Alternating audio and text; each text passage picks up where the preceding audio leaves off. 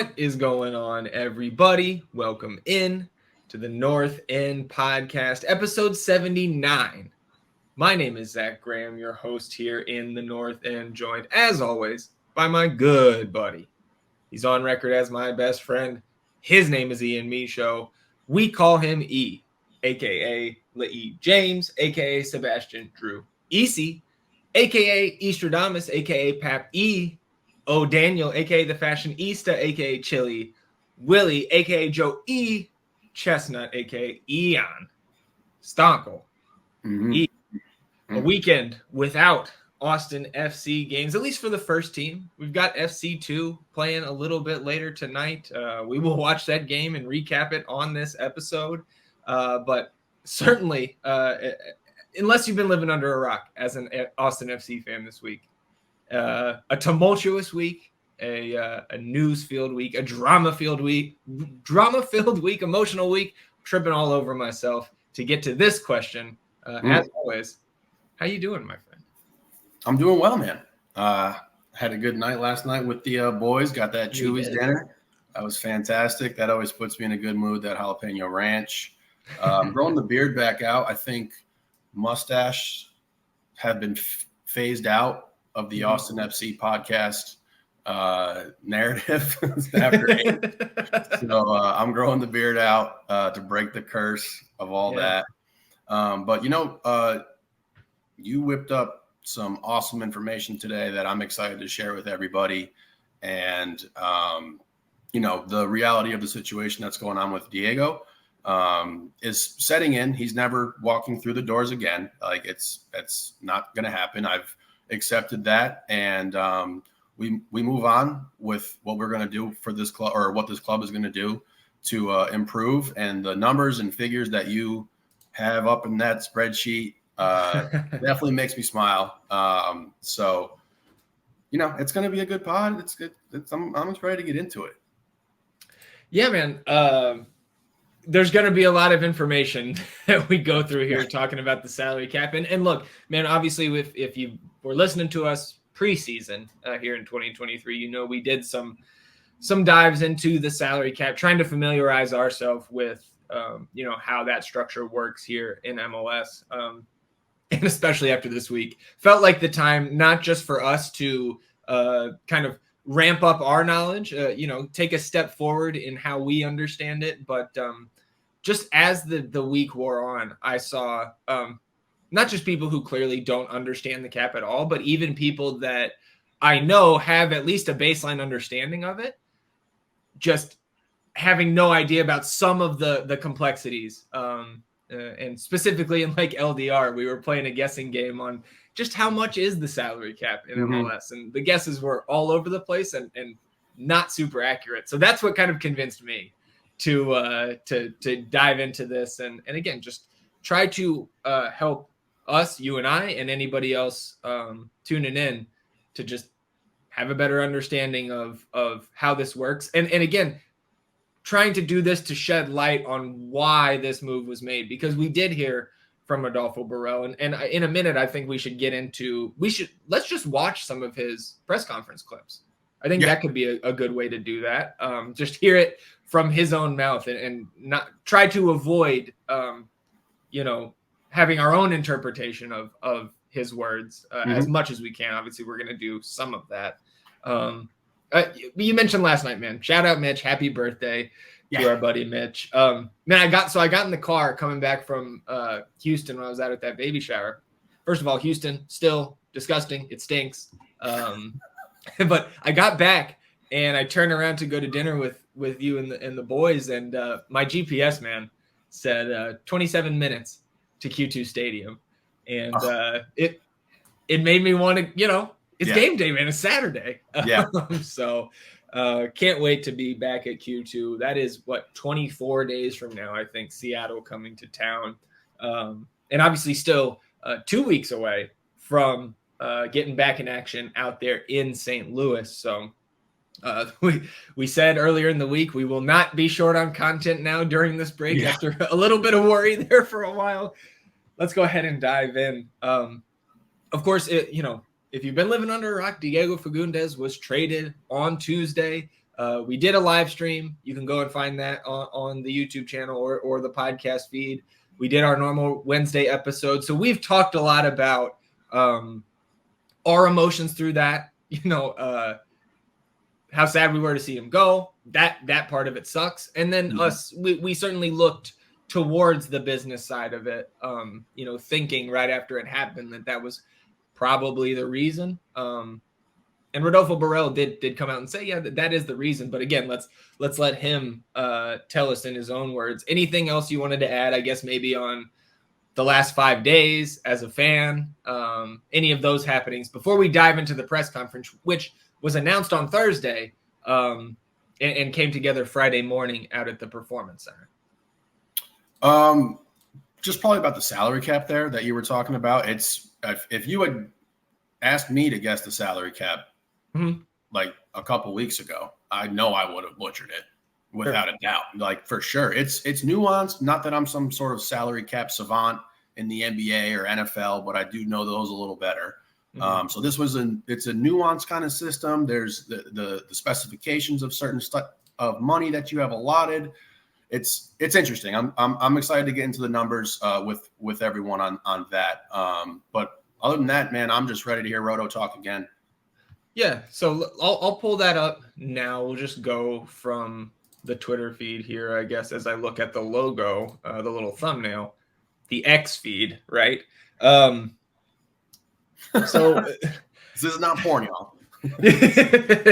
There is, I think, 4 clips that we want to go through here, and we'll try to minimize how much we're pausing and inserting our own commentary in here. But this first one is about how Rodolfo Borrell thought that the team overachieved last year. And I guess for me, and I know we said we were just going to listen to Rodo here, but last year, I did not want to hear any of that, E.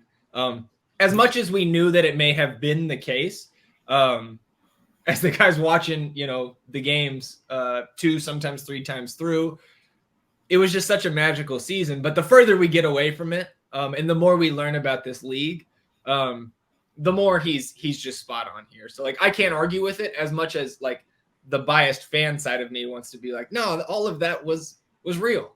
And I mean, the results were real, but just over the larger sample, we're seeing what happens when not only do you, come back to earth in terms of your underlying metrics, but you get bit by the injury bug bad. Yeah. I mean, look, it was real. It was magical. That doesn't mean that what he's saying here is not right. Yeah. And shout out to everybody who was at the press conference, Eric Goodman and Corey Mose and Michelle Sanchez and Jorge Oturralde and everybody else who was there. Because we had plenty of content coming out, both in English and Spanish, which again, I was trying hard, and shout out to anybody. I know Marcos put out a little English translation of some of Jorge's FCTV, and that's the kind of stuff that a white boy like me needs. So, okay, we'll stop talking here. Let's listen to this first clip from Austin FC sporting director. Guys, I think the team overachieved last year. This is my opinion. Played well, had some key results in some moments where the good luck also sometimes go your way, sometimes doesn't go your way, and there are seasons that everything goes your way and some others that go different way. I believe the team overachieved, and this is also in great part to the coaching staff and in great part to the coaching staff. Yeah, for us, we had to stop it right there, just because I see a lot of people still after this press conference, of course, and something like this, of course, is not going to change your mind if you are results don't matter. I want the coach fired. It's just a heinous thing to say that no results could change your mind on that. And the fact that last year, okay, if it wasn't Josh, right? If you give Josh and the coaching staff no credit for last year, and it was all the players who played great.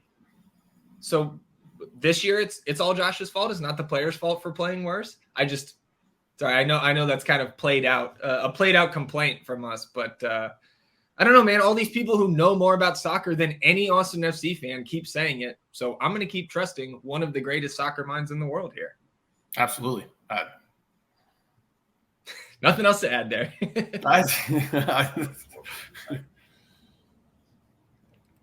Again, it's 2.5 years old.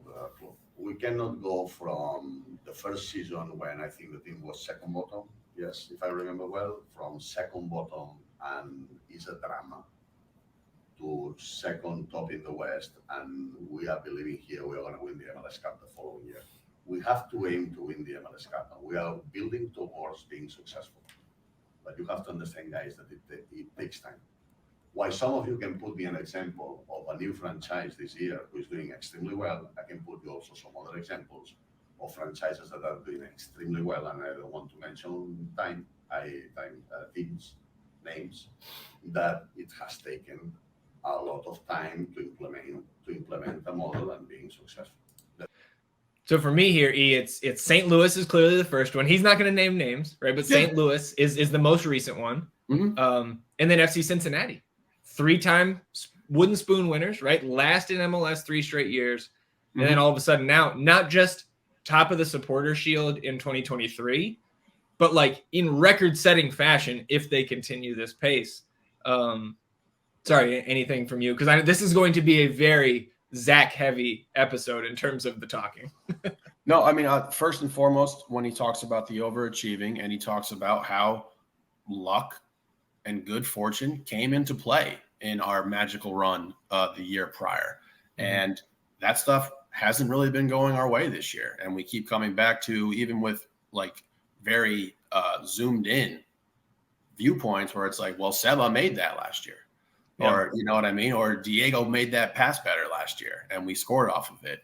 So those are the things that when we talk about, like, it's such a razor thin margin between a loss and victory in this league. And now you see this, and he's talking about these examples of teams that he isn't going to name, but it's all about putting yourself in the best position you can early. And we did not do that well. We did not execute it properly. Now, St. Louis got to sit back a little bit and watch that. And the landscape in MLS has been changing very rapidly as of late.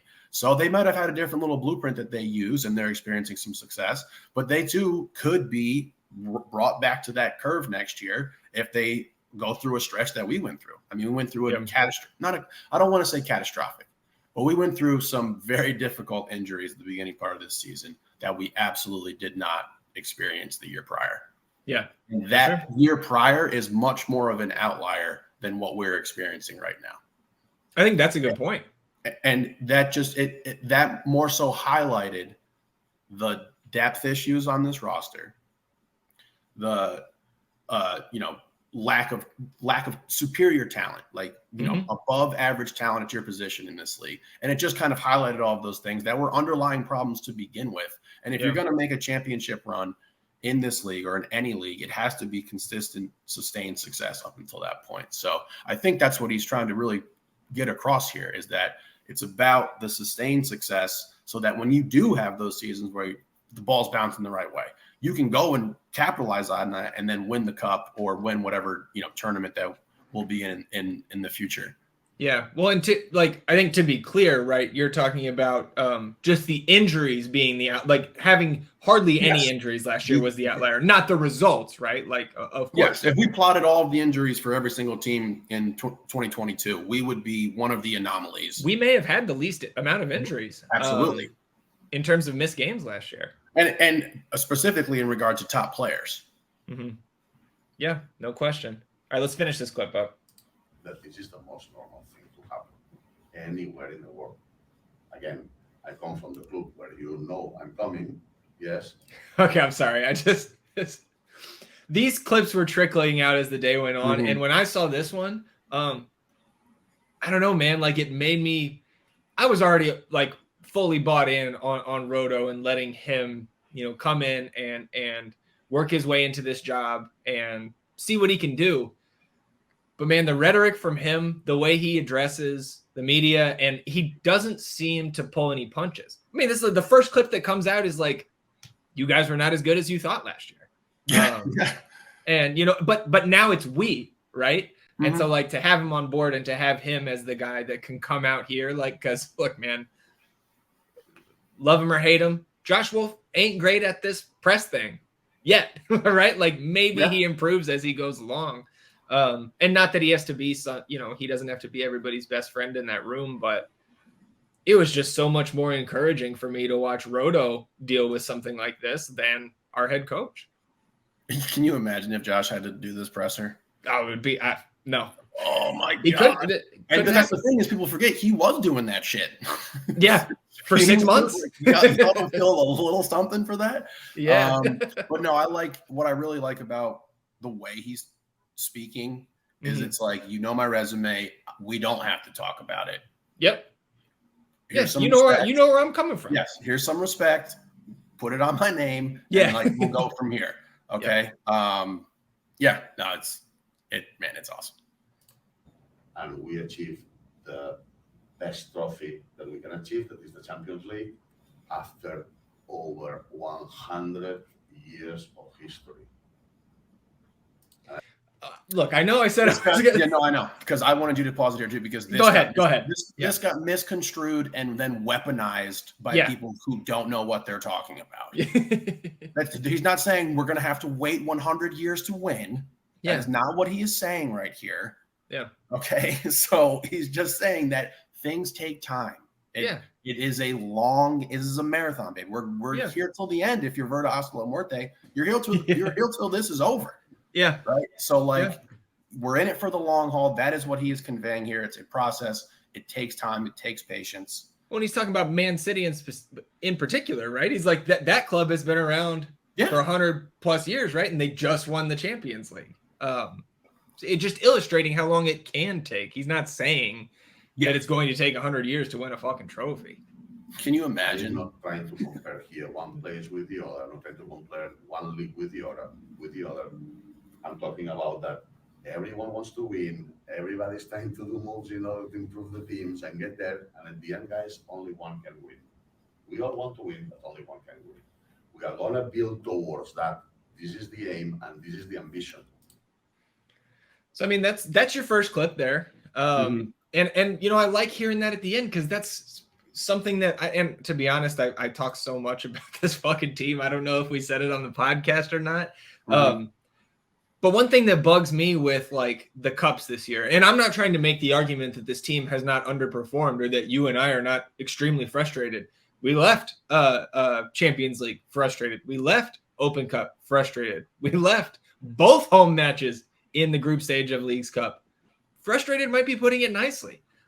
But at the end of the day, like he said, in any competition, whether it's the league or these external ones, one team comes out at the end. All the other teams lose and crash out at some point.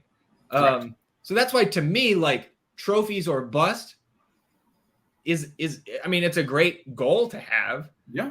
But if you're just going to trophies or bust to me is if we don't win everything, you shut it down. Or if we don't win one. And I just think that's even if this club was more established and we have been competing year in and year out near the top of the league, it's still just I don't know, it seems like a harsh bar in a league with almost 30 teams. That is a difficult standard to set for yourself, and one that you will pretty much always fall short of if your goal is to win every. Oh my God, bro! I just had a vision. The year is 2123. Okay. All right. We've been dead for how long now? 78 years? No. We've wed your first daughter into the Wolf family. Oh my God. What? Austin FC wins their first ever cup. Rodolfo Borrell knights you. and then we get ready for the next 100-year battle where we get our second championship. Oh my God. Oh, I'm sorry, y'all. I saw that. I was just thinking about that while we were watching it. It's people saying it's going to take 100 years to win. No, again, this is a man. His whole life has been about this, building championship rosters, even from the most base level of the club. So it's about growth. It's about sustained success, and I mean, hell of a presser by this man. Yeah. Well, and so this next clip, he was talking about, and a lot of people thought, well, once Diego, we moved Diego, okay, I understand it's a business move, but now we're tanking this year. Now we are saying we're giving up no hope in 2023. And I know you and I pushed back on that on Wednesday, because my thought is, with what Diego's done this year, we know he he did not perform to the standard that he set for himself. And even if the bar that we had for him was a little bit too high, he still came up short of that. So I think we're still in fifth with the underperformance from him and multiple other players, the injury woes we've had, and we know how thin that floor is between 5th and 11th. But you're still sitting in 5th. And the winger pairings, there has not been one that has stood out above the rest. So we've established we do not think this team is tanking, and we don't think that the outlook should change that much. We already thought they could miss the playoffs. That is still certainly a possibility. We didn't really think we had enough to win MLS Cup. Our ceiling, right, is what took the biggest hit, because Memo Rodriguez is most likely never going to show the ceiling of production that Diego did while he was here, in particular last year, because there was still the possibility that Diego could get back to that. And in conjunction with maybe Seba getting back to last year and a couple other guys stepping up, maybe you do have a similar ceiling. But Diego gone, it's a talent hit, no question. But let's hear what Rodo had to say. Okay. In MLS, this club is very much still alive and competing for a playoff spot. And teams that are in a playoff spot are not typically, and with respect to Memo, losing Diego makes the roster weaker in the short term. So I'm wondering, is the plan to sacrifice the ability to compete this season for a longer term plan? I understand your question, but I don't think that would. What's that? Who asked that question? Because that was a great question. I believe that's Eric Goodman. That was a great question. I really like that, the way he framed it. And he said, was like, I don't think this was part of the decision. Again, no one is going to make the argument that Austin FC right now, if we went to go play tomorrow, is better without Diego Fagundez. Yeah, for sure. It's not, that'll never come out of my mouth. Yeah. So again, it's just what was our ceiling? How much has that changed now? And it's not enough, or excuse me, that gap is not big enough where it's like, all right, this is an untouchable guy. Right. For sure. It's just not. I mean, and we'll talk about the full pack. Like, obviously, we've had some discussion on Wednesday's episode about what the full package in return is, but certainly going to try to put some more context to that here in a little bit. Would be, I think we should compete to get into the playoff spot position. Again, we are sitting in 5th position, right? 4 points behind the 4th place spot. We understand it's going to be challenging. But I wouldn't like to hide, like say, no, we are doing this and it doesn't matter this year. No, it matters. It matters. And the goal is getting into a playoff position as high as possible, obviously. And this for the following seasons, but also this season. So this doesn't mean changing. Again, we've done this because we believe it was maybe not ideal, but it was the moment to do that, because LA Galaxy came and they were ready to go with his salary, was one of the highest in the team, and this generates more flexibility in our salary cap moving forward, and this will provide more availability and more possibilities to bring more players in the next market, from the next market on. Well, we'll certainly talk about that. Again, we'll talk about all that here in a minute, how much flexibility this move potentially created. But the next couple clips, I think, are more about MLS. This club is more about what people wanted to know at first was who's responsible, who pulled the trigger, and so going back even before that, Rodo was asked about who did the Galaxy reach out first? So let's hear what he had to say. Did the conversation begin with LA Galaxy, or did it begin with Austin FC in terms of initiating the trade conversation? Well, they contacted us obviously, and they were. Well, there you go. They contacted us. Keen on bringing Diego. As you know, LA Galaxy is in a situation where they have some sort of restrictions due to a sanction during this window. And again, the Galaxy cannot sign international players during this window, so could only make moves within the league, which allows us and some other teams, because the Galaxy were very active within the league to close out this transfer window. These teams had leverage, and Austin FC used that leverage. And I think he speaks a little bit to that here coming up. Absolutely. They're in a situation where they're hamstrung by the restrictions that they're on, and it was an opportunity that was presented to Rodolfo, and he did his job. Like, he took the phone call about this, and then they negotiated. Yeah.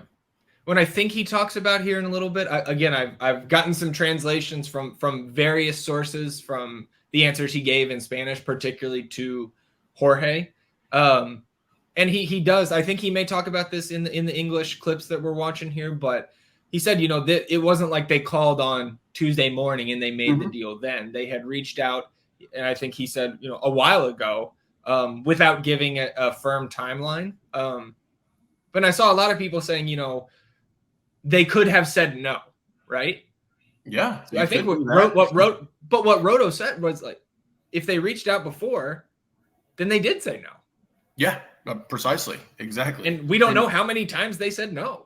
But he does. We'll let him continue to talk. I'm doing a very poor job of just letting him speak here. And again, they're working on the player. Initially, I suppose they were gathering, trying to get maybe different options. And in the end, they came to the conclusion that this was the first option for them. And again, it came, and then it slowed down. And then very recently, obviously, things had to get done before August the 2nd. And it happened quite quickly. And I mean, look, we had known about the plate spinning. Is it possible that this is one of them and it was spinning before Rodo got here? Yes, which then means Josh said no. Josh was not for it. Yeah. And look, that's the other thing that makes the initial just rage that came out in regards to, all right, this was a Josh Wolf move who went over his boss's head and got rid of one of the fan favorites for some Gam and Memo Rodriguez in return. That would be shooting himself in the foot. Yeah. Josh knows the team's better with fucking Diego on it. He wants to make the playoffs. If anything, it would have basically, wrote his eulogy by doing that. So it made no sense. And then again, it is shown here. Now you have the source. There it is. That is what happened. I can also assure everybody that the Galaxy didn't call and say, hey, which one of Emi Ragoni, Diego Fagundez, and Rodney Redis you want to give up? We'll take whichever one you want. No, they said, we want Diego. And then Rodo goes on to say that, of course, they did their due diligence as well and called other teams in the league to see who was available. And those negotiations did not work out. And they said, okay, Diego's our top target. We're willing to pay for that. So this is a standard business trade that happens all the fucking time. Yeah. Yeah. So this is what Rodo get paid to do, man. Like, this is why we were so excited. He took the phone call and then he made a good move for the team in the long term. And I'm not somebody who ever wants to say, let's pack it in and let's quit on a season. And we're not doing that.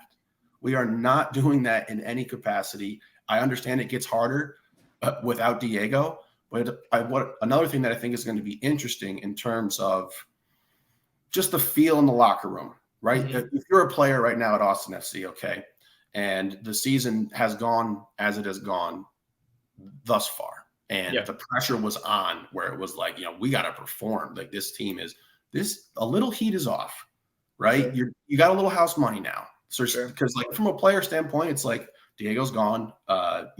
We have to move on from that. Obviously, we're not better.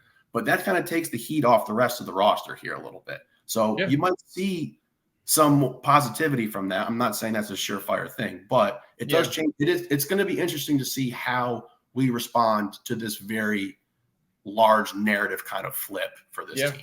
Well, I think results-wise and like emotionally, right, you're going to be able to see if there is a drop in morale among the team, even further from what we've seen between last year and this year, right? We were looking at those Diego highlights last episode and noticing like the differences in the celebrations even. And of course, game script specifically in that DC one was a little bit different here. But the last Rodo clip we'll look at here, and then we'll move on, talking about that Diego was business. It was not that whether he was underperforming or not in anybody's eyes, that was not the main reason for this move. And then also talking about just like how the We Are Austin TV guys were saying a few months back, talking about, Claudio's out now, and they don't necessarily, the players that is, don't necessarily have that guy to be afraid of, right? Like the healthy fear of like, if I'm not performing, this guy can and will get rid of me. Again, that is not tied to what he's saying here, and you'll hear it. He makes a point to say, this move was not about performance or lack thereof, right? It was about what we're getting back. The principal thing of transferring Diego, is not that he was underperforming. I want to be clear with that, right? Because you can say, no, why Diego and not the other one, which I also believe is underperforming, or the other one. This was not the main reason.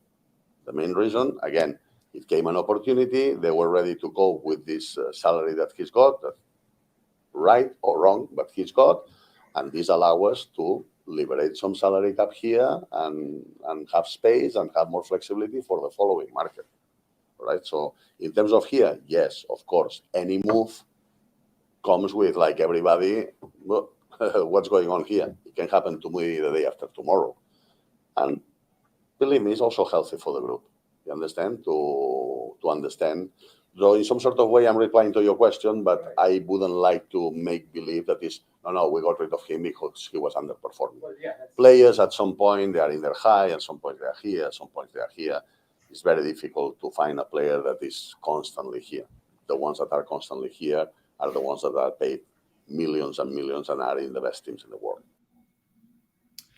So that was kind of, I guess, the end of the English clips that we had. If you want to see some of those Spanish language clips, Club Deportes, the most recent FC TV that Jorge dropped on Friday, has all of those. And from what I can glean from it, was also just as important, I think, to listen to if you've got the time. Because one thing he talked about in those Spanish responses was the timing and why the phone call was made.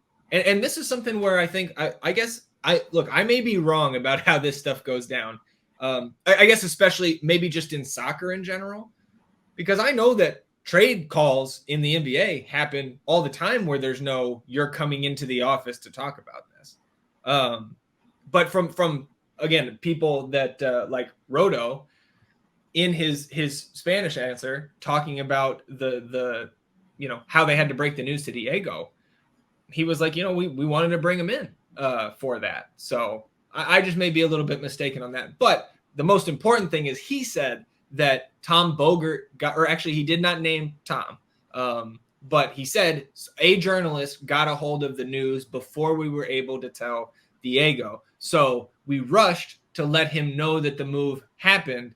So he did not find out from Twitter and found out from somebody in the club, as unfortunate as it was, that it had to go down that way. So they wanted, I guess, to bring him in and have a conversation about that.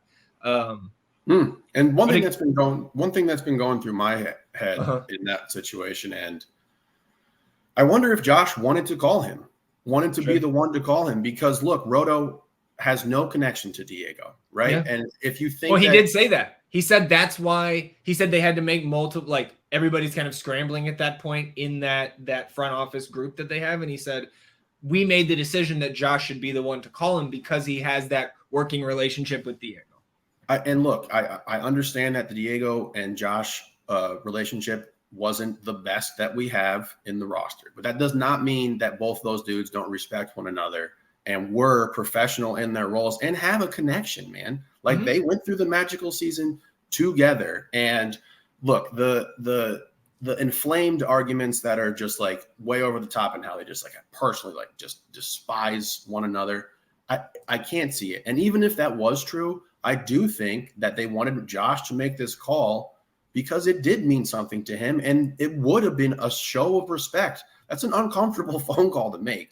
Nobody wants to make that phone call to call Diego and be like, hey man, we're moving on from you and we have to do it in this fashion. And you can't even really say that on the phone to Diego. You can't be right. like, and we're But doing as I this. said, he didn't. He was basically like, we're moving on. We appreciate your time here. Call's over. I know. And it is what it is. And it's an emotional thing that Diego's gone here. But the other thing I wanted to point out was that, again, nobody called about Emmy. We can't move. Yeah. Nobody called about making Alex Ring a DP assignment player on there. Well, they may have. They may have, but Nothing got done. Nothing got done. They may have worked. But they can call and say, well, give it to, we'll take Alex Ring. We'll give you our washing machine. We're not going to agree to that. Can DPs only be traded for DPs, or can you like move a DP to another? Well, they would have to have a DP spot, or be the contract would have to be, they would have to have an open DP spot or create one by having a DP that could be bought down, which is under that 1.65 million tag. And that's a good segue into us talking about the salary cap here. So buckle in if you want to go through this little lecture. That's what we're going to do here. And again, trying to help ourselves better understand this. So let's see if we can zoom in a little bit here. So we're going to talk all about the roster, both the senior and supplemental. We're going to talk about the cap, roster designations related to the cap, and how much allocation money we get here. So we'll start talking about the first team roster, right? Mm-hmm. 30 spots on your first team roster in MLS. 20 of them are on the senior roster, and 10 are on the supplemental roster. They're not two different rosters. They're just your designation on the team of 30. The 20 players on that senior roster count against the team's salary cap, and a team must fill 18 of those 20 senior spots. Any spots unfilled below that 18 number will be charged against the cap as a senior minimum salary. So I'm not familiar enough with the other 28 rosters. I imagine most teams, if not all, have at least 18 senior players on their roster. A team can go over that 20 number with different mechanisms like the season-ending injury list and other various things that aren't super important to what we're trying to discuss here, and that's the salary cap and the upcoming space. Supplemental roster is 10 players. Good math there out of the 30. But these 10 players on the supplemental roster do not count against the salary cap. So you're going to find players in the supplemental spots that are veteran players on senior minimum salaries like Hector Jimenez. You're going to see homegrown players like Owen Wolf. You're going to see Generation Adidas players like Danny Pereira. And you're going to see players on reserve minimum salaries like Damian Lass, who is also a homegrown player. So you can have multiple designations or you can have multiple of those designations and still be on this supplemental or be in a supplemental roster spot rather. Sorry, go ahead. This is something that pay attention to, y'all, because this is a nice little caveat in that supplemental roster designation where these players do not count against our salary. And now we have Rodolfo Borrell, who was responsible for the academies at Barcelona, Man City. Liverpool. So he is specifically well-skilled, talented in this area of finding young talent. So also, if you see Mike Burton out, you make sure that he is hydrated. You see Irvin Torres out, you ask him what he needs, get him some snacks, healthy ones. We're taking care of these boys. We're going to get him up on the roster. CJ, make sure he's being taken care of. He's on there too. So this could be a nice, and I think once we get into the numbers a little bit more here coming up, that people will really start to see that you can unlock your roster with some really good homegrown players and build from there. Yeah. Well, and the importance too of the Generation Adidas tags. Like we'll get into some of these designations here in a minute, but ultimately I think the most important thing about these guys, like you mentioned, they do not count against the cap. So whether it's your Generation Adidas designated draft picks, your homegrowns, what have you, filling these spots with the highest talent possible is how you get teams like not necessarily LAFC. I think Philly is the shining example right now, where they've got guys who are not just contributing, but like game in, game out starters in some positions over the last 2-3 years, coming from these spots that do not count against your salary cap. Let's talk a little bit about that cap. And this is that number that I think would shock a lot of people, especially if the only experience you have with a cap league is like NFL, NBA, etc., where the salary numbers are so much more exorbitant than what you get here in MLS. The base cap space that each club gets in MLS in the 2023 season is $5.21 million. That is absurd. 5.21. That is, it is crazy. Yeah. Remember, Diego Fagundez, $1 million. Yeah. Diego Fagundez, $1 million. And again, like that, it's not that black and white. We'll get into allocation of money and shit here, but just as the base salary cap, it's nothing. It's $5 million. Kawhi Leonard makes that per game he actually plays in. Oh, you bastard. So the max cap hit per player is just over 651K. So we're just going to use that nice round number, 651K. Is the maximum salary budget charge for a single player.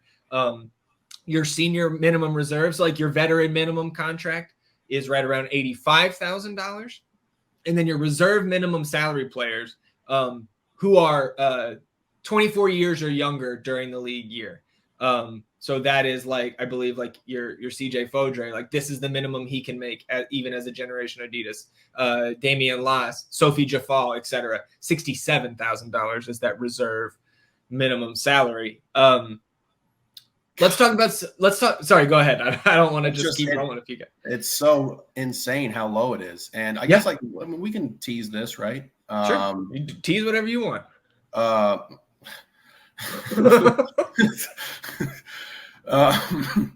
shouldn't have been drinking while I said that. We have a guest in the works who is in MLS. Mm-hmm. The main. Well, I don't know where he is, but exactly. He's works in the league. Works for the league. We gotta ask him about this. This has to be done away with. Like, what can we like? How can you get? We were going through it, right? You looked at the Liga MX guys, and these clubs had 11 dudes who would be max salary players in MLS. Yeah. And how are we supposed to compete? Yeah, for sure.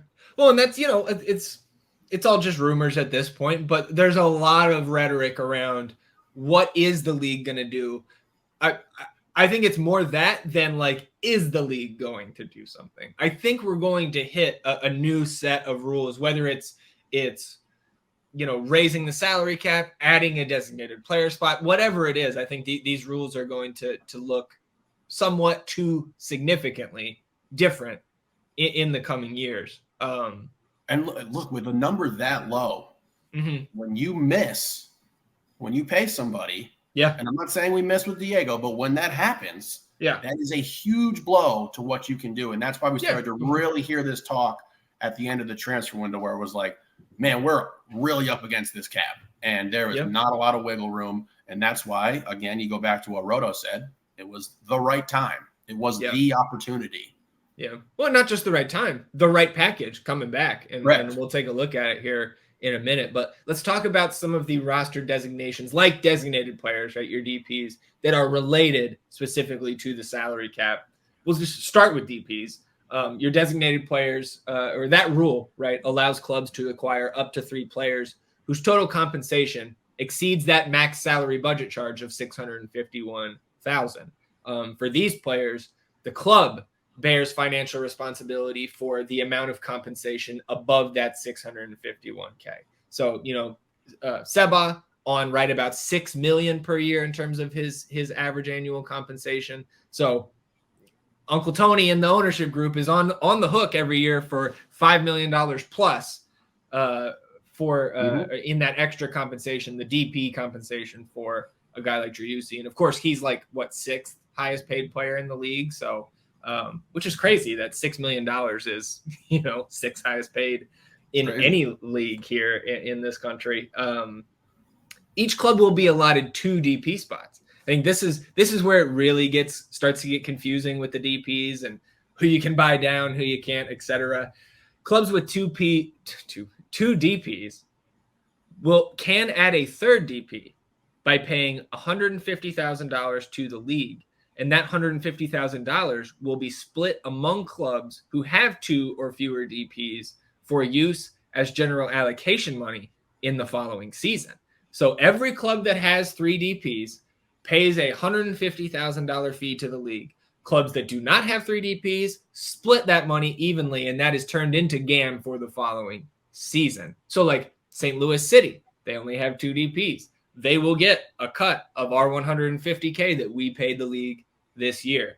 The clubs must pay the $150K fee every year in which a third DP is occupied on the club's roster. But if the third DP spot is used to sign a young DP, then the club will not be obligated to pay that $150,000 charge. So let's talk about young DPs. A young DP designated player is a player who is 23 years old or younger and is on a DP salary. So the budget charge for a young DP, if they are 20 years old or younger, is $150K. And if they are between 21 and 23 years old, that salary cap hit is just $200K. So, your normal DP, $651K in terms of a cap hit. That young DP, like a Leo Campana for Inter Miami, $200K cap hit. So certainly an incentive there. If you have a guy that is worth a DP salary and is that young, you do get a benefit for having a young DP. Then we've got, sorry, go. Did you have something there? No, just this shit is absurd. Yeah. Okay. It's a headache. Let's talk about U22s because they're not totally different from like a young DP in terms of what they do in the salary cap. Each team has up to 3 under 22 initiative slots that will each occupy one of the 20 senior roster spots. So a U22 player has to be on that senior roster. The number of U22 slots available to each team is based on the team's use of that third DP slot. If a club has a vacant third DP slot, the club has all 3 U22 initiative spots available. If the club elects to sign a third DP, the number of U22 slots is impacted as follows. If that third DP is a young DP, the club retains all 3 U22 spots. If that third DP is 24 years old or older, but at or below the maximum targeted allocation money amount, which is $1.65 million, the club will have all 3 U22 spots. I see your face. It gets crazier. If the third DP is 24 years old or older and above that max TAM amount of $1.65 million, the club will have just 1 U22 spot, which is like, you remember when I was talking about how if we move the U22 spots around, that's how we can get that full DP spot?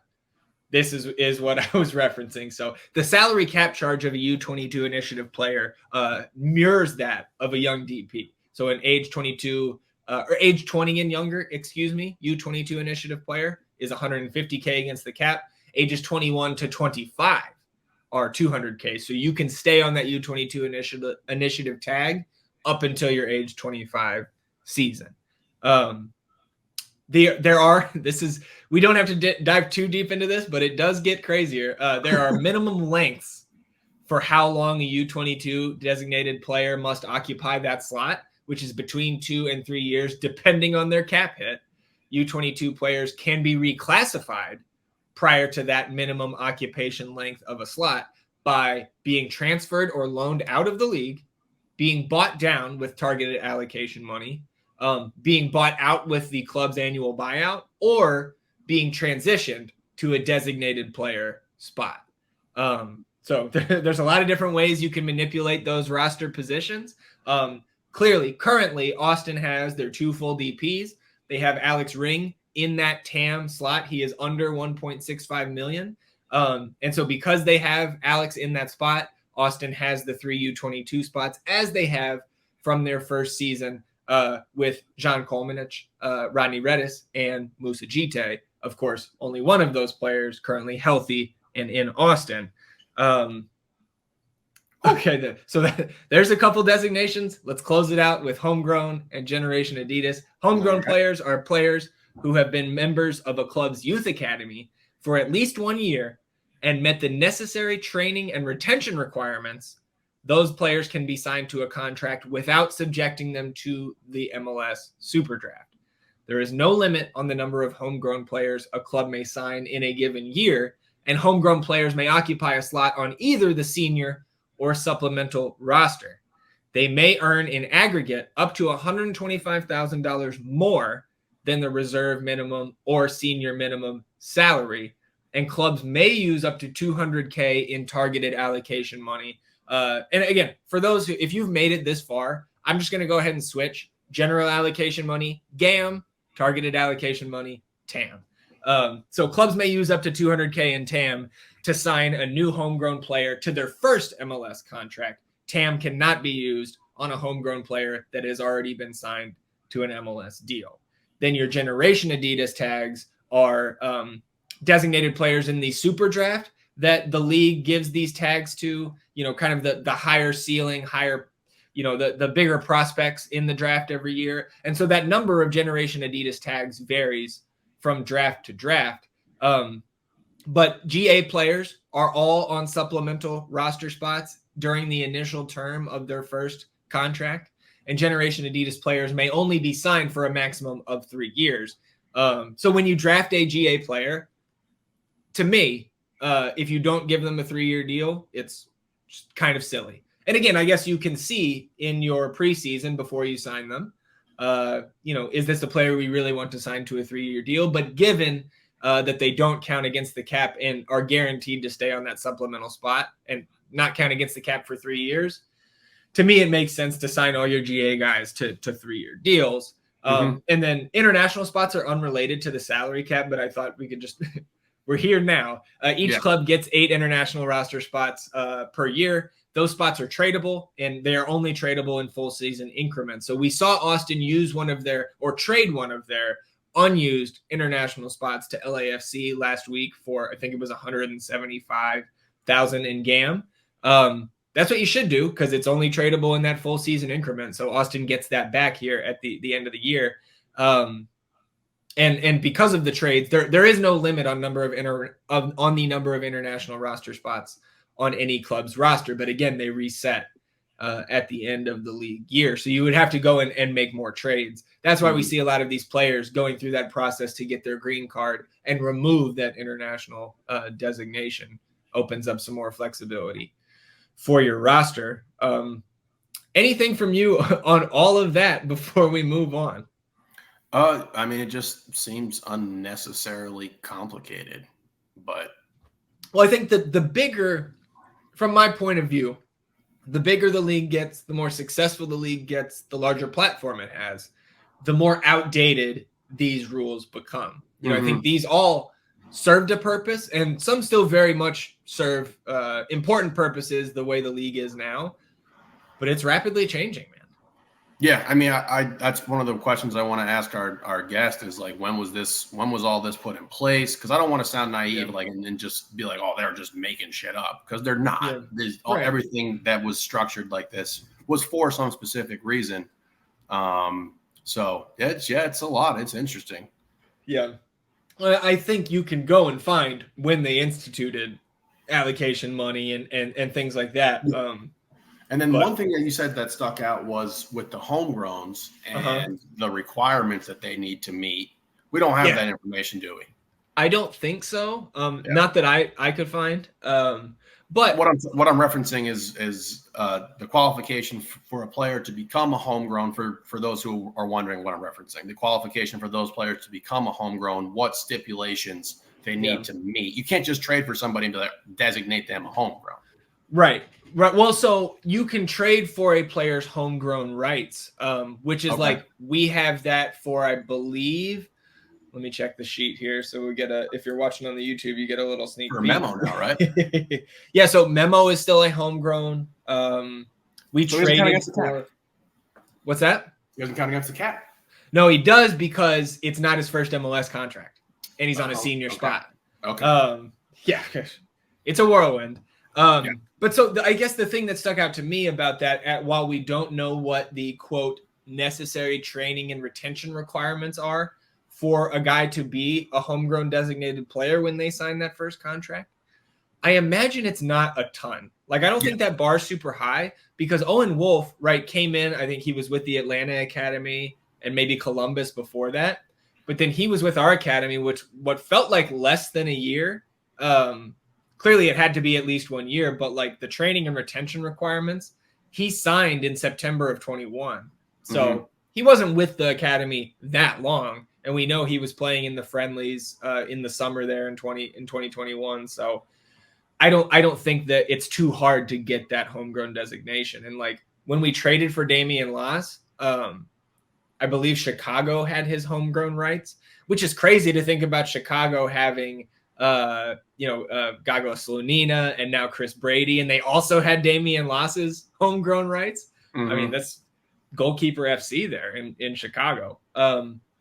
Let's move on to allocation money here, because if you're looking not just at the Austin FC salaries, but nearly every other team, there are more than 3 players earning above that $651K max salary charge. And so this allocation money is money that is available to clubs in addition to that $5.21 million salary cap. And there are 2 buckets of allocation money that teams draw from each year. You got your general allocation money, your GAM, and your targeted allocation money, your TAM.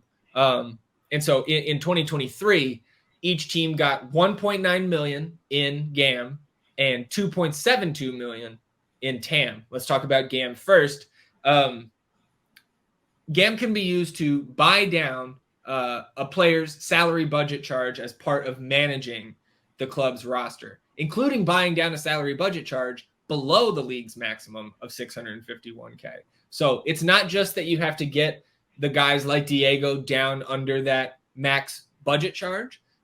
It's that you can take a guy who's making, so the league actually gives, I can just use the league's example here that they give in the rules and regulations description. It says a club may buy down a player earning $700K to a salary cap hit of $500K by using $200K GAM.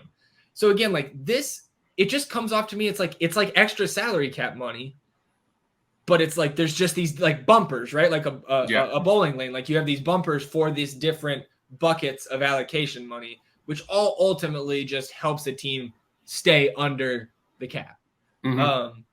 GAM may be used to reduce a player's salary cap charge to the lesser of 50% of the player's cap hit or 150K, whichever one is greater there.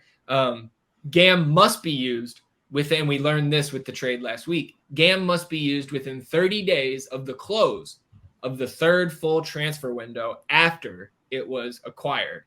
After those full 3 transfer windows, if the money has not been used, it is halved for the next 2 full transfer windows. If that GAM goes unused through those 2 full transfer windows, so 5 total, it expires completely.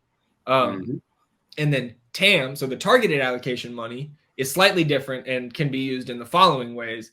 TAM funds may be used to sign a new player, provided the salary and acquisition costs are more than the max charge of $651K. TAM may be used to re-sign an existing player, provided he is earning more than the max charge of $651K. So that's Diego Fagundez was a TAM extension, paying him a little over $1 million there, and using TAM to buy down his budget charge to either $651K or potentially lower than that.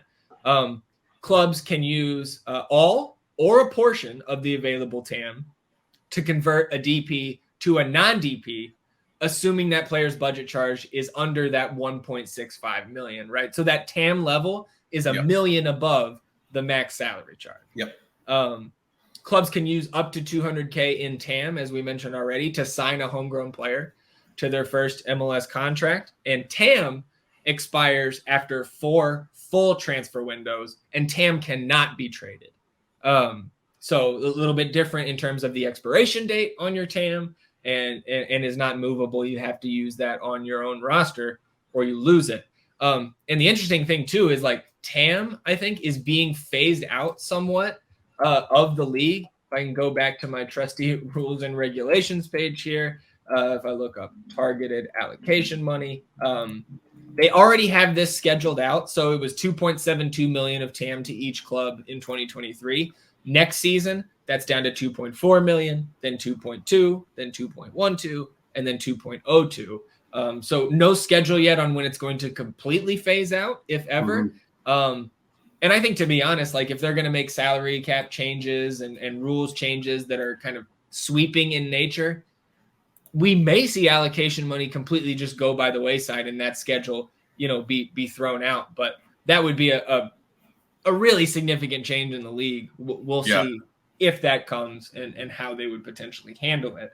And so here is the league does put this kind of disclaimer in there about allocation money and what their reasoning is for us not having hardly any information about this at all. No GAM, TAM registry, etc. It says, to protect the interest of MLS and its clubs during discussions with prospective players and clubs in other leagues, amounts of allocation money currently held by each club will not be shared publicly. Only in the case of a trade will the amount of GAM involved be made public.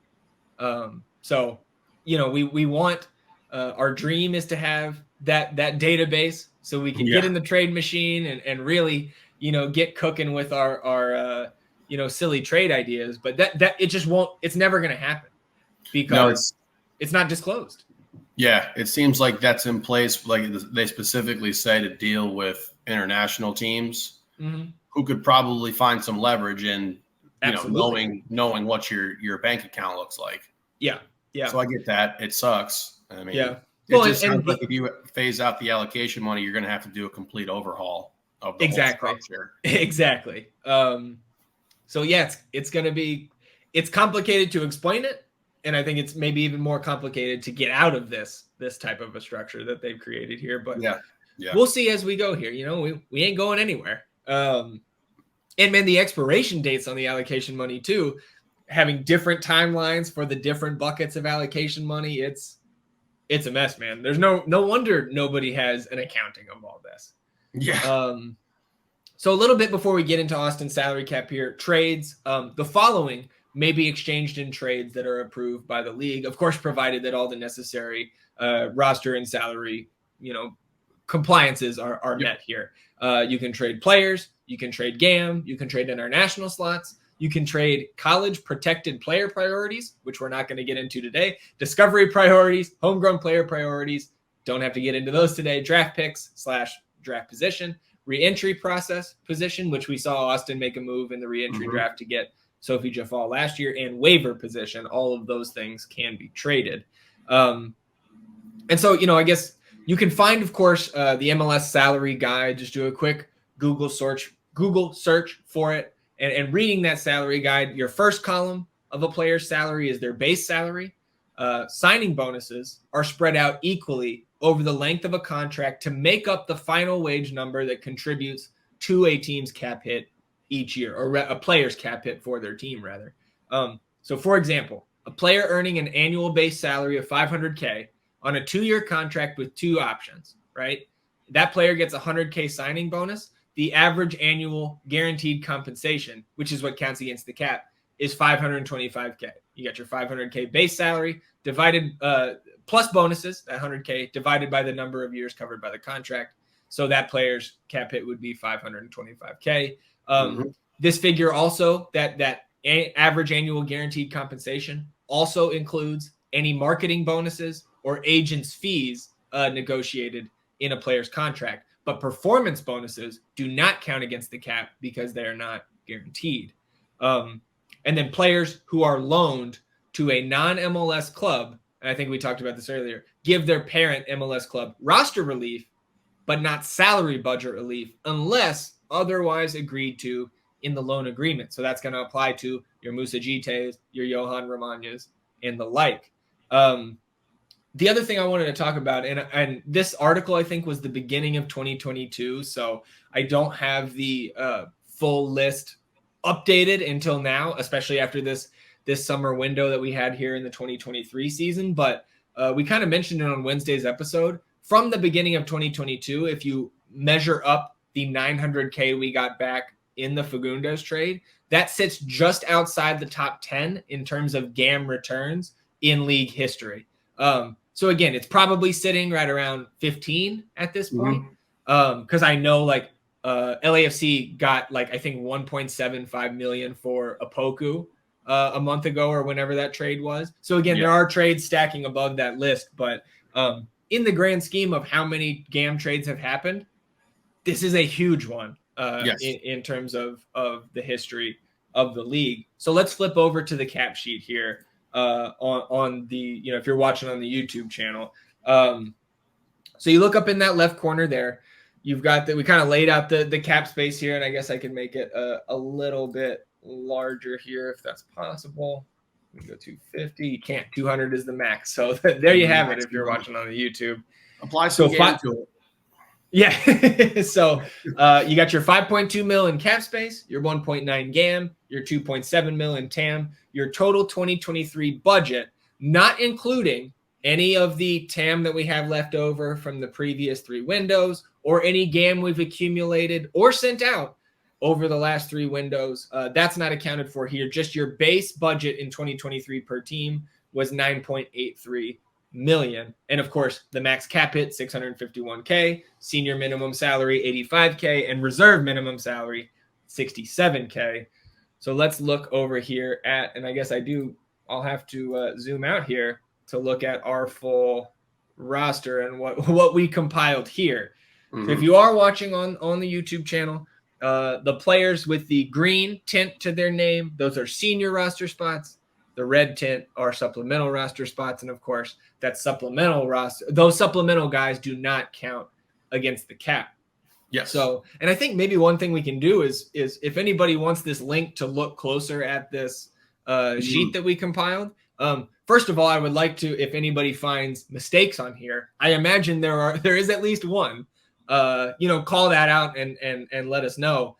So we can change it on the sheet. Maybe we'll also maybe post this on Twitter and Instagram with the episode link, so folks could have it there. So we've got our players, we've got the roster designations there. So your DPs, your international spot players, your U22s, your homegrowns, your GA players, loan players, all on that sheet.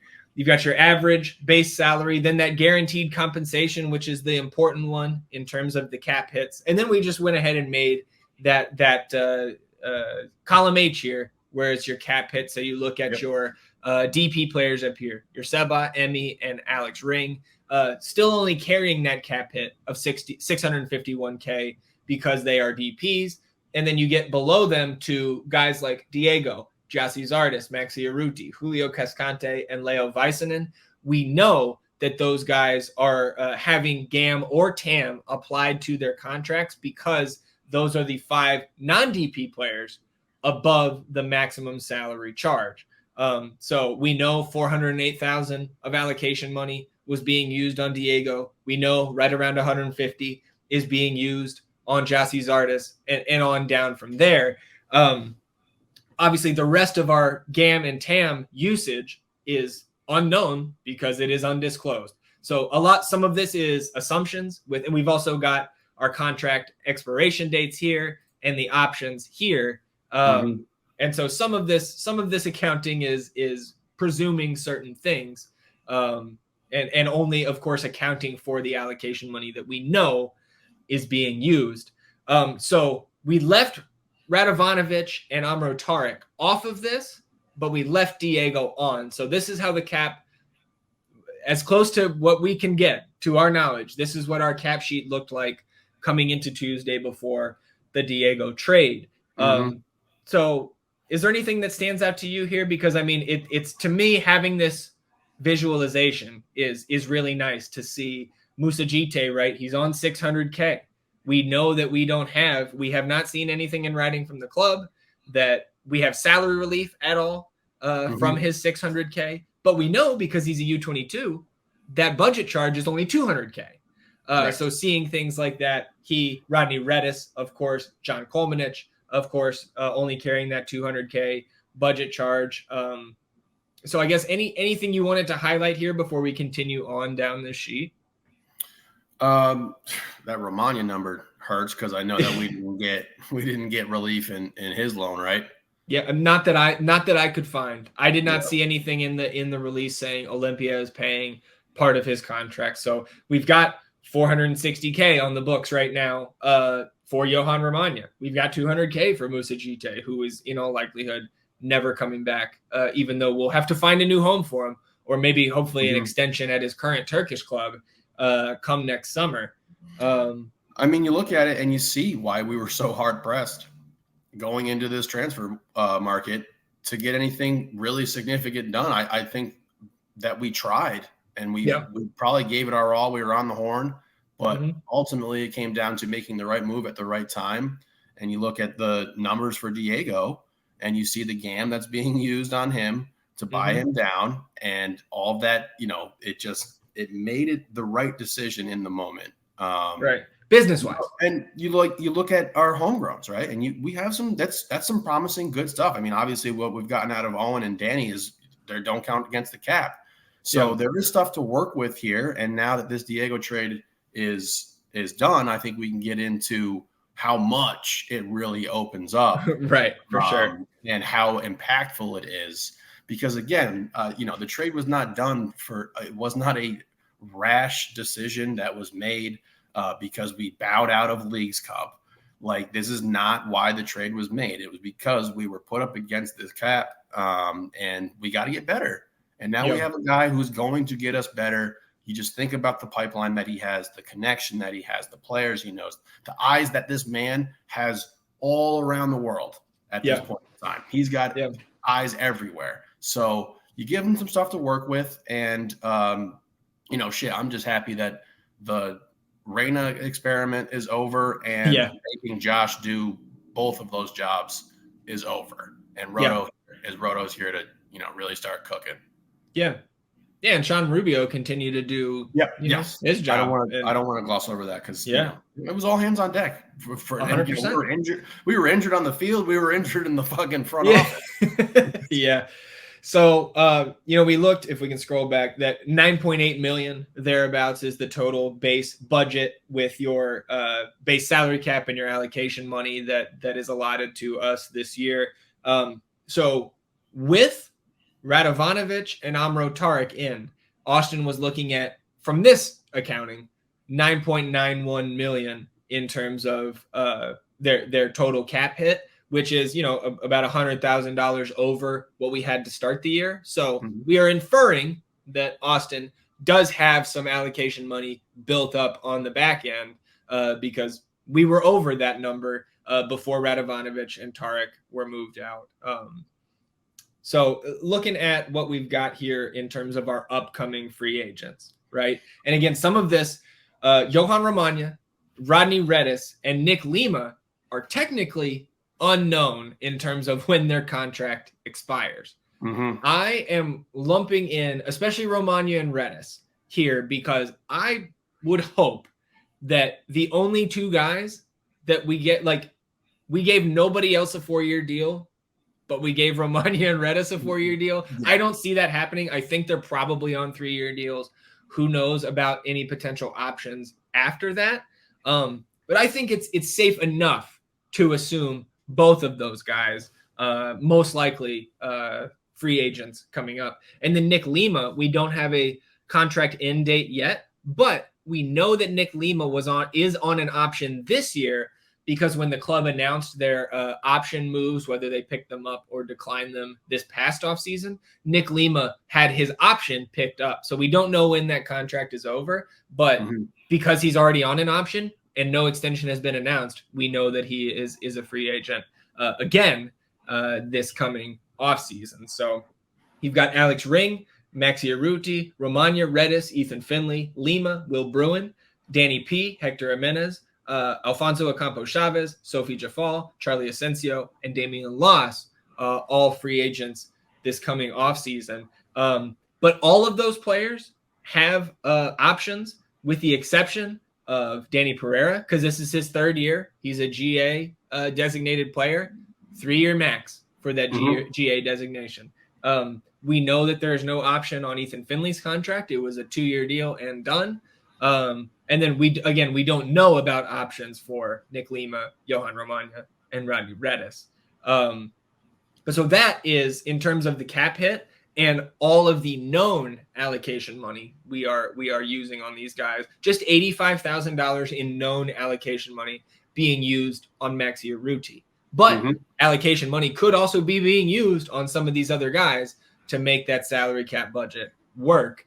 So we know that $2.962 million is coming off the books here. Or again, we're thinking that all of these guys are free agents. 2.9 million coming off the books there. And then we bring in the Diego Fagundez trade, right? Yep. So if you look at Memo Rodriguez against Diego Fagundez in these same categories, you have got a difference. We are opening up about $850,000 in terms of that guaranteed annual average annual compensation, and $441,000 in known allocation. Wait, am I getting this right? Cap space, correct. My apologies. $441,000 in cap space, and $408,000 in known allocation money. And again, Memo is also on an option. He's a free agent after this year. So if we don't pick up Memo's option, all of that money comes off the books, of course. But let's say we pick up Memo's option. You still opened 1.3 million there. Yep. And if you get rid of Memo, right, the maximum Diego space opened is $1.75 million. So if we're looking, 2.9 million opened from 11 free agents, 2.9 million from 11 players. The Diego trade, 1.75 million by itself. That's why this move is so significant. Correct. That is why it is huge. You see it with the numbers here, and it really starts to sink in. And it's like, this is why this was done. You take that into conjunction. Now, look, all of these guys that are upcoming free agents, we are obviously going to retain people here, or at least want to retain people from this list. You go down through that list, and it's probably obviously the priority is Danny. Yeah, from our available upcoming free agents. That's our priority. But look, again, brace yourselves, y'all. Alex Ring, he's not coming back as a designated player on this team. No, for sure. It's not happening. If they want to negotiate some sort of deal to get him to stay here in Austin, sure, I'm for that. But he can't be making over $1 million a year and taking up a DP spot on this team. It just can't happen. We won't be good. And I love Alex too. That's your boy. I love Cap. We won't be good if he's taking up a DP spot and making that amount of money. So we won't be reaching our ceiling. Correct. Well, I mean, good. Yes, you know what I mean. Yeah.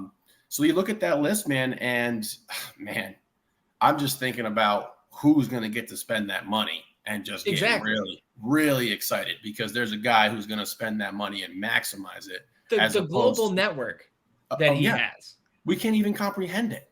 Yeah.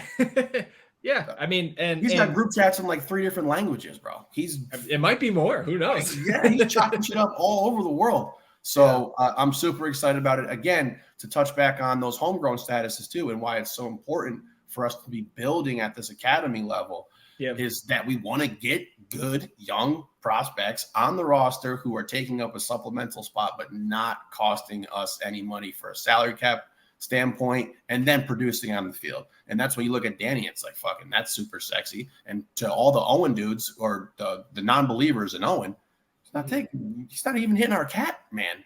Yeah. Has anyone started more games than him? I mean, a couple players, but he's been, because he missed for the World Cup. Because he missed for the Cup, And do we have him on this contract through 2025? Fucking, that's great. That's awesome. So again, you see how important that becomes. And again, we look at Rodo and his resume and his history. He knows how to find young talent. The man was in academy with Messi, y'all. He was there. He was there. So it's going to be interesting and fun to watch this money get spent coming up. I don't want to look too far ahead because obviously I'm still all buckled in and all in for the rest of the season. But we don't have a game for 2 weeks. Yes, we can talk but this is exciting. And then you see the numbers with Diego, and then you just see how much wiggle room it gives us. Yeah, that 1.75 million of the maximum Diego space we could open up. Of course, that is assuming we get all 900K in GAM and not just the 300. But again, like you see people say, well, the GAM, conditional GAM sounds like it's 50-50. Well, if Diego's as good as we know he is, and as important to this new direction the Galaxy are trying to take, the little bit of rebuild on the fly that they're trying to do, he's going to be playing. Like Rodo said, they came after him.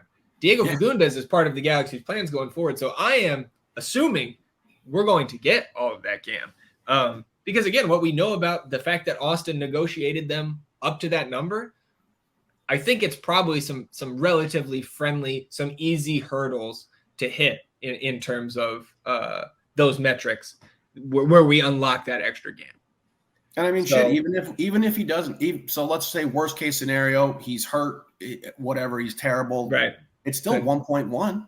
1.14 million. Yeah. It's still 1.14 million, y'all. Like that. Yeah. We are going to take that all the time. Yeah. Whew. So the maximum amount of space we can open this summer, assuming that, and man, the thing is too, man, that extra 600K in GAM, that could be like a roster designation hurdle where like if he's on their roster at the beginning of next season, that could be the trigger. It could be as simple as that, like Matt Hedges was on his old deal. I mean, I can assure you it's not he has to make the All-Star game. Right, like, exactly. Like people are speculating about it, but it's like you're speculating to like the highest level right it could be. So like the hurdle could just be that. Yeah. And then I saw like, and let's not get it confused, y'all. Like I saw people using Diego's transfer market value from various websites that are all different and, have different accounting procedures, whatever. If you have loaned him out, then you would have to be getting back the salary, because if not, he's still taking up the salary cap hit, which is why that figure doesn't make any sense to use as a reference point for this deal. Well, it's also, he's not, look, man, we fucking love Diego. Yeah. He's not a $5 million player. If we paid him $5 million, he'd be top 10 in the MLS in salaries. He's not a top 10 player in the league as much as we love him. He's not. No. So just the transfer market values don't mean that much. No. That is not, that doesn't mean that's their salary. And you also 1.74 million is what it means. That's what this means. Yeah. So if you get all of that GAM and all of these guys come off the books, 4.8 million in space opened up this offseason in terms of both your base salary cap and your allocation money that helps you get under that number, which is like half. We basically have half the available salary cap open this summer, potentially, which, again, is exciting. Yeah, and Seba's still on the team. Yeah, well, and that's, you look at the guys who are, Seba 2025, Zardes, he's our leading scorer. I don't know how we'll be feeling about G 2 years from now. That remains to be seen. For sure. But he also may be in a bench role then if we bring in maybe a DP level striker. We've got Leo through 2026. You got Julio through 2025. You got Stuver through 2025. Johnny G through 2026 with a 2027 option. What a deal that's looking like now. Absolutely. On 300K? 300K for an all-star? Yeah. We like that. And, like we mentioned, Owen, 2025. You got another year of Kip. Again, Kip as what if is our fourth center back? He's not counting against the cap. That's not bad. No, you can't. No. With all of that information presented, there's no way you can want to get rid of him. Yeah. CJ we would, again, assuming that the GA guys are on 3-year deals, we got CJ not counting against the cap till 2025. Plenty of time to progress, right? To get better. So yeah, very, very excited. Again, even if these numbers are in the ballpark of what this front office has to work with this coming off season and going forward. Again, Rodolfo said it's not just going to be winter 2023 and now we're rolling to a cup. Probably 3-4 transfer windows before we see this come to complete fruition. with, his vision and him constructing this roster, in his image. Yeah. So, I mean, strap in, y'all. It's going to be a process. It's going to be a ride. We put our faith in this man. He's the Messi of sporting directors. Yeah. Like, we got him. So I'm here for it. I'm here for the process, and I'm here for the rest of this season to knock this out. And maybe we make some noise. Everyone's thinking the sky's falling. Maybe it's not. Yet to be seen. Well, and if we're talking about, your rules and regulations, the team does have until September 13th. That is the roster freeze date. We can sign free agents until then. So there may be some slight additions coming. We'll have to see. Let's move on again. We're not in a rush. Oh, yeah, for sure. We're not in a rush. We're not in a rush there. For sure. Yeah. Almost an hour and a half through that, but we got more stuff to do here. Austin FC 2 taking on LAFC 2 tonight. That game is about to start, so we're going to go watch it. We'll come back and, do the recap of that. Hopefully 3 points on the road because Colorado Rapids 2, 6-2 win last night over Whitecaps 2. Our boy, the grill master, Jackson Valti, assist in his debut there. They had some fun last night against Whitecaps 2. Hopefully our boys with Austin FC 2 are having some similar fun tonight. So we're going to go watch that match. 3 seconds for you all, couple hours for us. We'll see you on the other side. I'm not sure I'm a fan of the new theme of just making these games. Like I much prefer the 4-0 to the roller coaster we just experienced. Like just now, Colorado 2 weeks ago, Austin FC 2, victorious in the shootout win. So 2 points coming back home to Central Texas. But the way we picked up those 2 points, was pretty frustrating overall. But the way it played out, I'm in good spirits after we got the 2. Yeah, we'll take it, man. Really not much going on in this game. Obviously, we'll get into a little bit here, but the early foul call pretty much dictates the entire script that this game went to. But yeah, getting into those PKs there, and hey, man, if you guys want to fucking shoot your PKs over the net, we will work. These guys were kicking field goals out there, bro. Let's talk about the game just a little bit. There wasn't actually a ton that went on in terms of like actual chances, but the lineup, first of all, a lot of things that I think you would not be surprised by. Maybe a little surprised to see CJ in the starting lineup, but we knew he was going to be out there. He posted that he was on the plane with the team, but I think it makes sense, right? Yeah. We have this break. He hasn't fully made that transition quite yet, so let him get some run while we have these couple weeks off. But then you had Sebastian up top, Val Noel, Micah Burton, Steve, Alonso Ramirez, Czech, Captain Joe, Sally Maz, Damien in net, but then Anthony Deanda making his first professional start. So that was great to see. Congrats to him. Still no David, still no Charlie. But the bench, you did have AOC, you had Cristovella, you had Bobo, you had Irvin Torres, you had Leo Torres, and then Chris Pinkham, of course, Eric Lopez backing up Damien. So, I mean, it was great to see Anthony get out there and get a start. Absolutely. That was exciting. And thrust into an interesting game, and your first start, the opposing keeper is Maxime Crépeau. That's pretty cool. Yeah, man. We talked about on Wednesday's episode that he had played the match before their last one.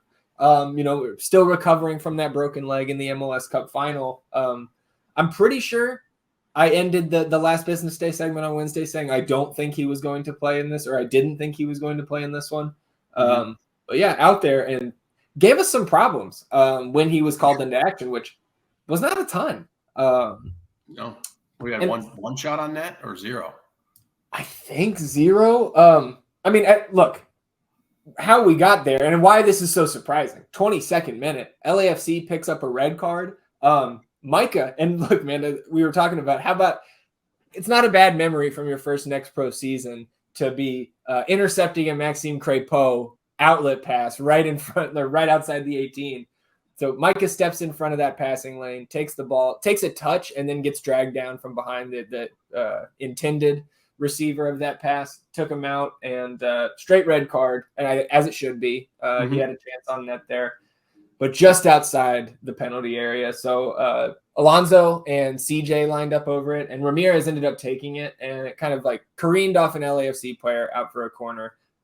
First corner cleared out for a second one. The second one, Crépeau got fouled.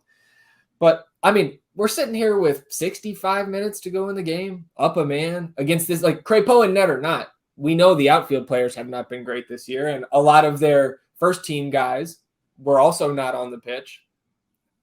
I thought from then on, throughout the rest of the regular time, I thought it should have absolutely been 3 points.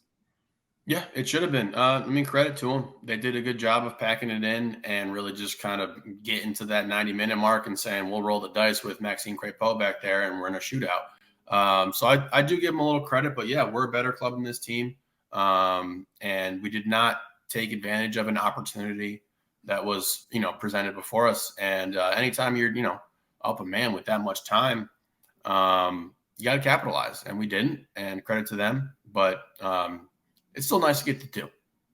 We'll take Yeah, and especially how it came at the end. To your point, 12 shots, none on target for Austin on the night.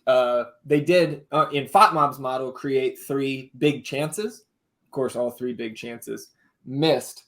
8 corners to 1 in favor of the good guys. Off the restart, after the Crépeau foul off the CJ corner, Czech picked up a yellow. It seemed like it's a rough challenge, and I thought a well-earned, just kind of it was a fine caution. Yeah. But again, not a ton in this match. The 40th minute, this was this is probably one of those big chances that FOTMOB was talking about. Val was leading the break off a quick restart by Austin from the defensive half. He lays it off to Czech once he gets right around the right side of the 18. Czech then whips in across to the back left post to a wide open CJ, and he puts it just wide. But again, it was great to see those guys combining again, just not able to put it home. Yeah, I would imagine CJ wishes he had that one back. Yeah, no question. We can just go ahead and get into the second half here. 66 minute, Val again. He flips it out to Pignot on the right side.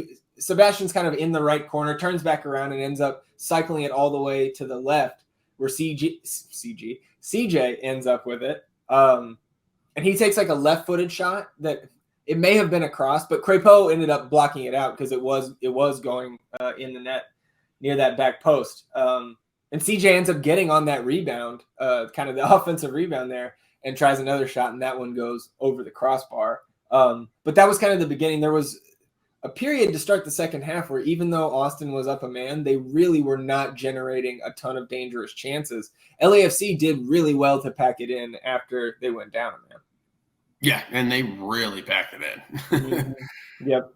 It was on the night just 63% possession for Austin, so nothing crazy, but 89% pass accuracy and 564 passes for Austin. So a lot of horseshoe tonight, especially to start that second half. But that chance from CJ kind of started a bit of a momentum turn there, starting to get more opportunities in the offensive third.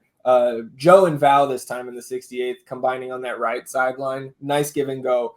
Opens up some space for Joe to take a shot from just outside the 18, kind of right center of net. And that one went just wide of that back post.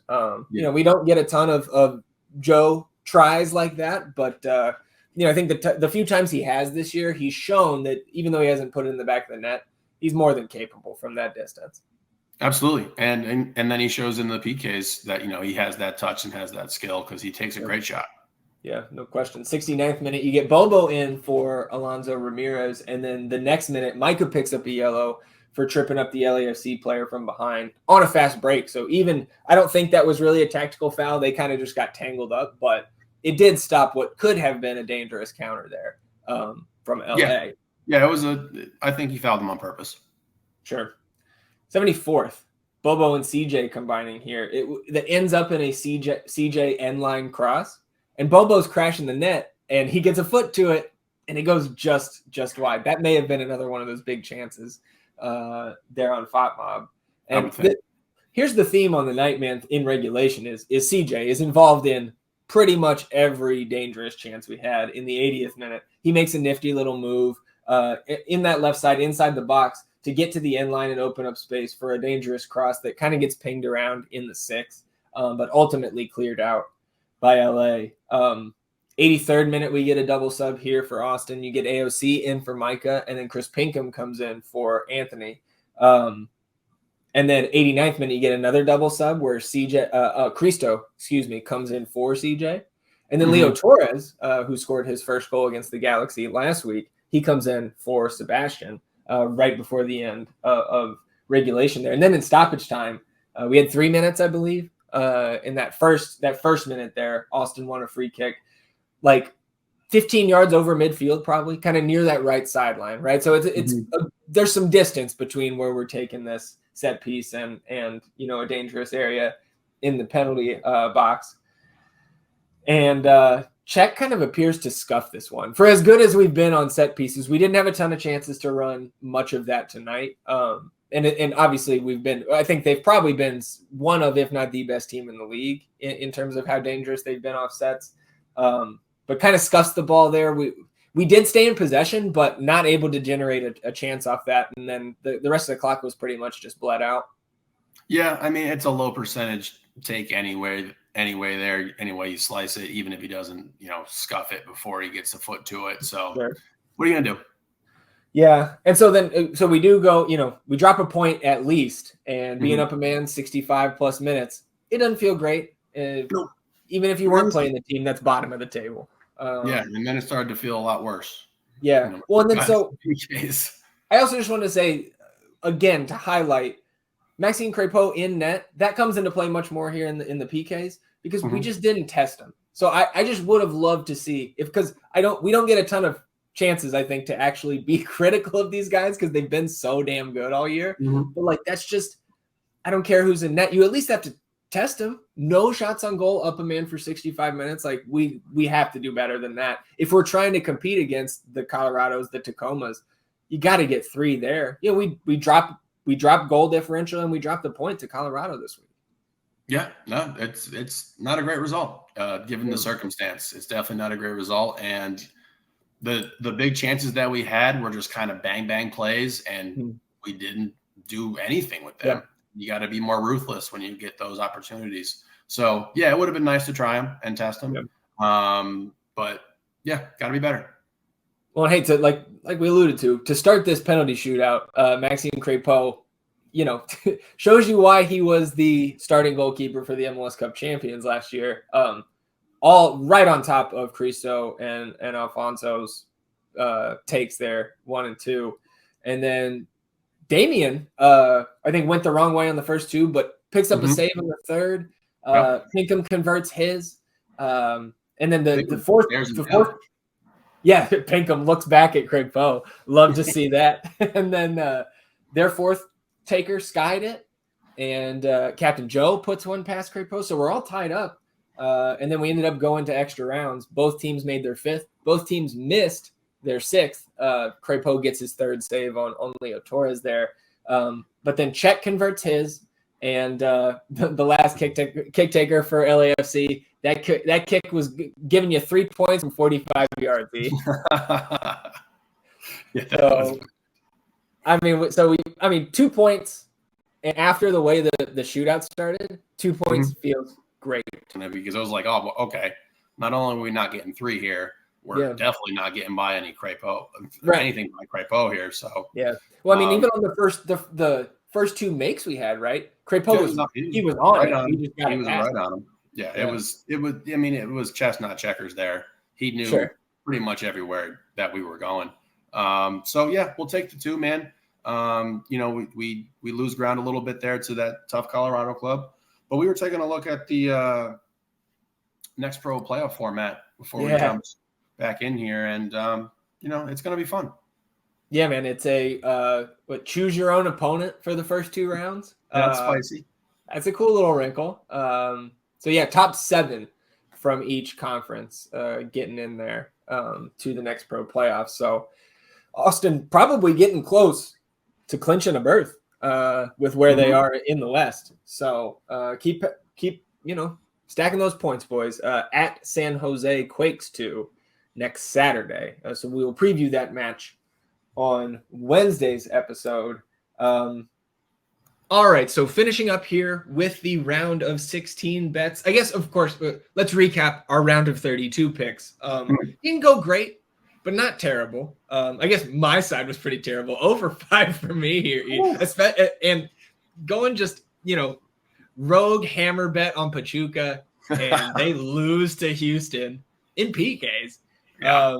So Pachuca, the plus 182 unit hammer, that doesn't come through. Pumas, plus 115, went to a shootout. Minnesota, plus 265, went to a shootout. Tigres, plus 130, went to a shootout. Jesus Ferreira did not score. And Mazatlan did not beat FC Dallas. So plus 400, that did not come through. But you hit all 4 of our hits here in the round of 32 coming from your side of the pick. So well done by you. Didn't have to do too much research into Inter Miami minus 110, but they do come through in a dub there. Club America plus 120, Monterrey plus 120, and RSL over Leon. The CCL champions go down 3-1 in the elevation, and now RSL Chicho revenge game coming up here in the round of 16, taking on LAFC. LAFC, who beat FC Juarez 7-1. And of course, that has a reflection on Austin FC, of course. Yeah.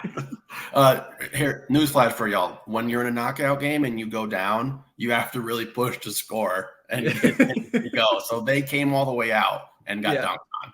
Yep. Yeah. And, well, we should have beat LAFC we should have beat LAFC in the Western Conference Finals last year, though. Yeah, for sure. Let's get into the round of 16 picks, because minus 2.24 units in the round of 32 brings us back under that negative 30 benchmark, negative 31.68 units on the season now, East. So I'll kick it to you. How are we starting off the round of 16 picks here? Well, you ain't got to look far. We're going back to Inter Messi Miami. Getting them at even odds in Dallas. Dallas sucks. They're not good. Miami is very good. It's been so much fun to watch this dude play. And this has been a great cup, man. I've had a lot of fun with it. I love watching the Liga MX teams. I love it. I love watching, because that's what, look, we need a little more dog in us, because they're on our asses. Yeah, as a collective in the MLS. So it's like, they're spicy. I love it. It's been fun, man. Almost the end of that other game almost broke out into a fight the other night. Which one was that? Oh man, it was. Well, you're talking about sports fights the night after Tim Anderson gets fucking rocked. So that's all I've got in my mind. It was. I can't remember. I'll think of it. Go to your picks. All right. Well, my first pick here in the round of 16. I'm going to stay in MLS here. It is a MLS matchup. I'm going to take Philly minus 135 over Red Bulls. I've got Philly winning it all in my bracket, so I'm going to go with them minus 135 here. I think they're on a mission after falling out of both the Open Cup and CCL so far this year. Minus 135 for Philly. Lock it in. You got Philly winning it all? I do. Oh, I got Monterrey beating Philly. Well, there you go. I guess that's maybe the differentiator in our bracket. If you can make up those points you're already behind me in. Silence. All right. So I was just heaping all kinds of praise on this tournament and this cup and saying how awesome it is. And now I'm going to shit on it because this is some of the dumbest shit ever. So obviously everybody knows that the Liga MX teams are not getting any home games. We're not playing any games in Mexico. So Minnesota is hosting Toluca in Minnesota, but they are technically the away team here. I don't think that's coming into play with these odds. I don't see what could be, but I'm going to go ahead and keep rocking with Minnesota plus 125. Reynoso, man, he might be my second favorite player in the league outside of Austin FC guys. Well, and the off the field stuff aside, just watching him. Yeah. Holy cow. He's awesome. Yep. So Minnesota plus 125. I like that one. We're still alive with our Minnesota to win at plus 8,000. Win the whole thing, that is. I'm going to go to a perfect bet here. It's another MLS on MLS matchup here. Houston against Charlotte here. I'm going to take the perfect bet, nice and easy. Houston -110, fresh off their shootout victory over Pachuca. I could not believe it, but I'll take the perfect bet here. Ian, pass it back to you. Yeah. That one hurts, man. That one does. I had Pachuca in my Final Four. It was brutal. Yeah. Well, look, I've been touting them for a while now. I'm all in on this RSL club. I think they're fucking awesome. Chicho revenge game back in LAFC and get them at plus 390. I think that number is pretty inflated given what LAFC just did to Juarez. I do. And because RSL, like again, LAFC was not playing in the group stage. Yeah. RSL has been playing. They've been playing good teams and, they've been playing well. So I like that one a lot. Plus 390. Hammer it. 2-unit hammer? My LAFC buddy was talking shit. I texted him. Oh, boy. Okay. I was like, oh, this game's great. It was 6-1. He was like, yeah, the game seems chill. I'm at a concert. And then he goes, oh, yeah, by the way, I just sold my Messi ticket for $650. I was like, all right, man, take care. I'm done talking to you. Yeah. So it's a 2-unit hammer here. Yeah, we got to make up some units, man. All right. I'm with it. RSL plus 390, 2-unit hammer. I'll close it out here. Just 3 picks apiece in the round of 16. Give me Club America plus 145, taking on Nashville. I think this game is going to be awesome. But bowing down to Liga MX has done us well in this tournament, so I'm going to do it here to close out the picks. Club America plus 145. That rounds out the round of 16 picks. I've also got Philly -135 against Red Bull, Houston -110 against Charlotte, and E is going with Miami at even odds at Dallas. He's got Minnesota plus 125 against Toluca, and RSL plus 390, the 2-unit hammer at LAFC. Come on, Chicho. Revenge game galore. That wraps up the round of 16 picks, and it wraps up episode 79 of the North End podcast. If you are still with us after this marathon episode, our longest yet, I believe, if you've got 5 extra seconds, and let's be honest, you're here, you do. Rate, review, and subscribe to the podcast wherever you get your podcast.